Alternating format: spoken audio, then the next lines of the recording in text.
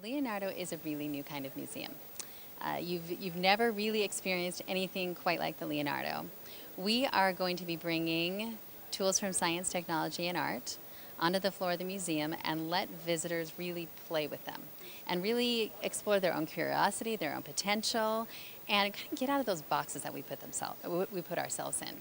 You know, the entire Science and Technology Center community is really looking on ways to be more integrated because that's how people are used to engaging in the world and in life, especially with more information available and more data out there.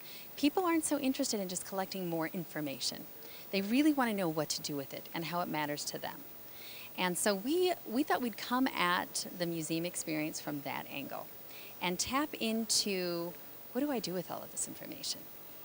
How do I actually use it to inspire myself and make connections and solve problems and be creative versus just memorizing some more facts?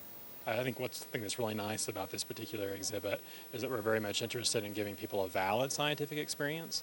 So we are bringing our research. This is very much the kind of research we do on campus at the University of Utah, but making it enjoyable, accessible, entertaining, while still maintaining that scientific validity. And so that's why it is that we're really interested in this entire enterprise, is just to kind of really educate people about the process. And so it needs to be faithful to the process, but also thoughtful, accessible, because we have a responsibility as scientists to make sure that people understand what it is that we do. This is a mixture of art and science, of some elements which are really hardcore working. These elements have to be put together and they have to perform, and there are also really some poetics in this. We're trying to capture possibility. We're trying to say, what would it be like if the future could be this way? And this is an absolutely perfect marriage with the Leonardo, because the kind of community here is very much of a kind of kindred spirits with the way we're working in Waterloo as well, at Waterloo Architecture. It's a mixture of science, of knowing something precisely, and at the same time working with pure imagination and fiction to try to capture possibility. You know, we use a lot of art and art installations, not your traditional type of art hanging on a wall, but installations or environments to explore different scientific and technological topics, because when you're in the middle of an environment and things are surrounding you, all of a sudden you're in a completely different place. And you don't know what you expect. And so you kind of allow yourself to really get creative and wonder new things and come up with new ideas. And so art installations are a really great medium. So we use a lot of that. We use a lot of multimedia tools. So you can come in and just look at something, or you can really dig in and learn about multiple perspectives and different takes on the same subject. Well, we have about 6 different exhibit areas, and within each area, there are between 2 and 6 different activities. We like giving visitors the chance to kind of create their own museum experience and to dig down. And we also have many different spots where visitors actually get to contribute to the content so that that next visitor has a different experience because of the person who came before them.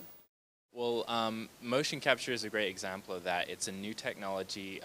It's used in a lot of different places in the industry. So this is art, science, and tech right here. The technology are the cameras, the 14 cameras shining the infrared light. The science is how it generates the skeleton and how it interprets the data movements. And the art, of course, is what you do with it. It's the 3D model. It's the animations themselves.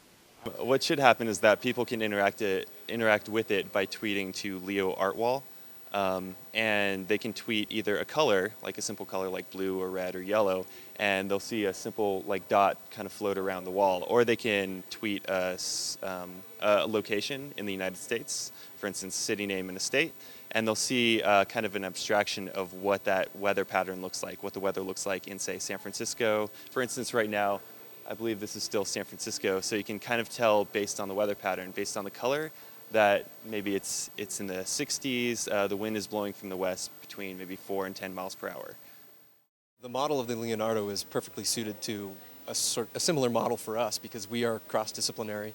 We like to blur boundaries and work in many different ways, and the museum also does that as well. It's a place where old definitions are being broken down and new forms of invention and innovation are being created, and that's what we're trying to do as well. You know, we're just really excited to be open, and we are so excited to bring the community here because the community will actually enrich, evolve, and change and make us better. So come on down.